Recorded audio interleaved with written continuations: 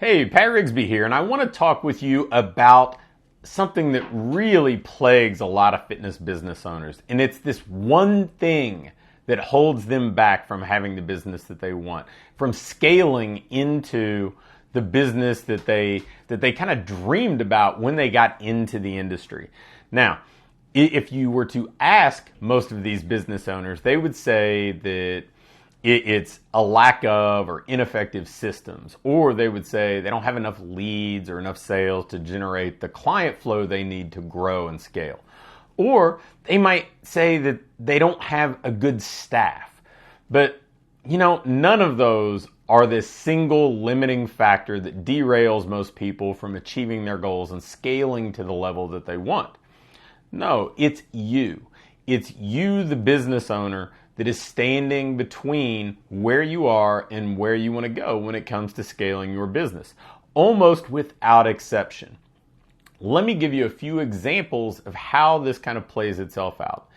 For a small solo business owner, a lot of times what stops them from scaling is an unwillingness to hire a team member because their identity is tied up with being the dependable go-to person for each of these clients, that trusted resource.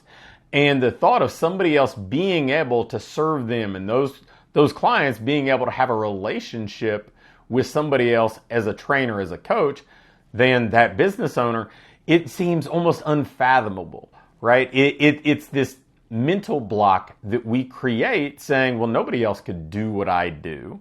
And really, it's not the case, right? They built a relationship with you, so they can probably build a relationship with somebody else. And then one of the things that we lose sight of is all successful, healthy businesses that scale, they do it by empowering a team. So a lot of times, we let our own insecurities or the way that we're deriving our own self-worth get in the way of adding help. Or then, here's a second example when it's us. We bring somebody on, but we're doing it really so we can exit from whatever responsibilities we're asking them to take on. Sometimes we just say, you know what, I'm going to hire this person so I don't have this problem anymore. And we just vacate and we say, hey, you know what, here's some training resources, best of luck. But the reality is, if we want somebody to succeed, then we have to coach them with that same sort of discipline and determination and care that we coach our clients, so we can help them understand what being great in their role looks like, and we can coach them to achieve that on a consistent basis. So that's number one. The second is, so much of the time, like when it comes to us, we know what to do. I can't tell you how many business owners reach out to me and they say, you know what, I have all the resources. I've invested in your courses. I've invested in other people's courses. I have all the tools, the systems, the funnels, the campaigns that I need, all the education that I could possibly want to go build the type of business that I want to have, but I can't put it all together. I don't do what I need to do to get to where I want to go. And again, that comes to us taking personal responsibility, expecting somebody else to either do the work for us or to hold our hand so that we're doing the things that we're supposed to do. I mean, the reality is, yes, I think we all do better with a coach, but a coach is different than a babysitter. A coach is different than somebody that you're handing off the responsibility of getting the work done to. So we have to think that, look, you know what?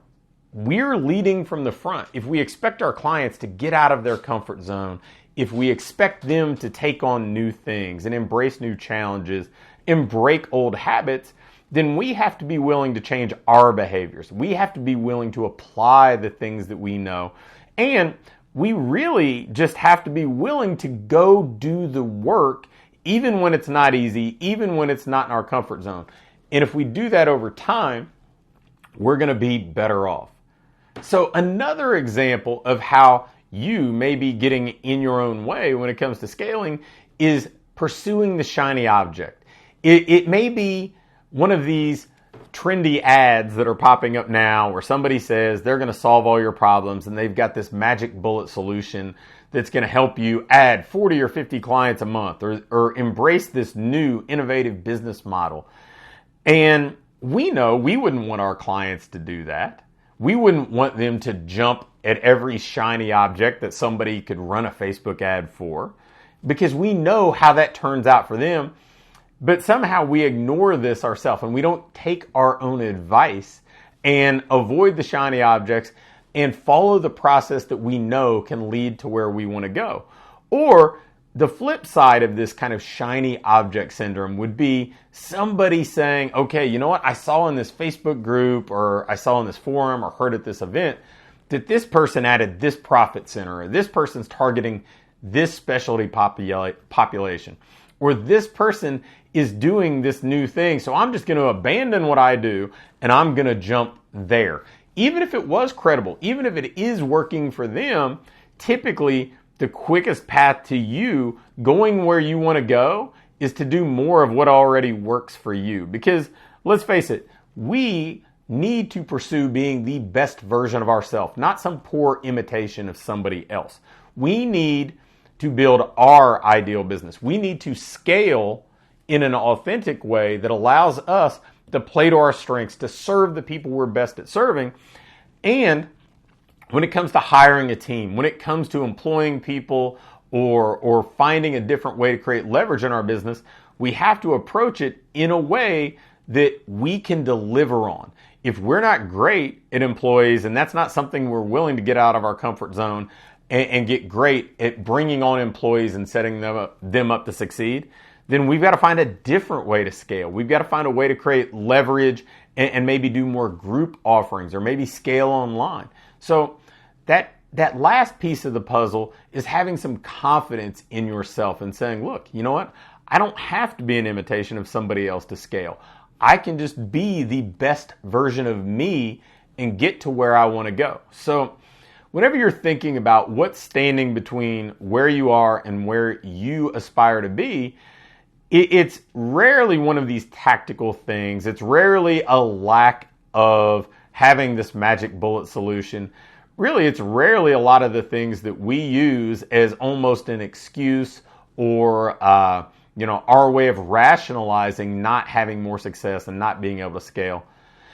It's the person in the mirror. It's the person that we have to look at in the mirror and see every day and say, look, no, it's me. I have to take personal responsibility. And if you're not doing that, then no systems, no tactics, no shiny objects are going to be able to help you.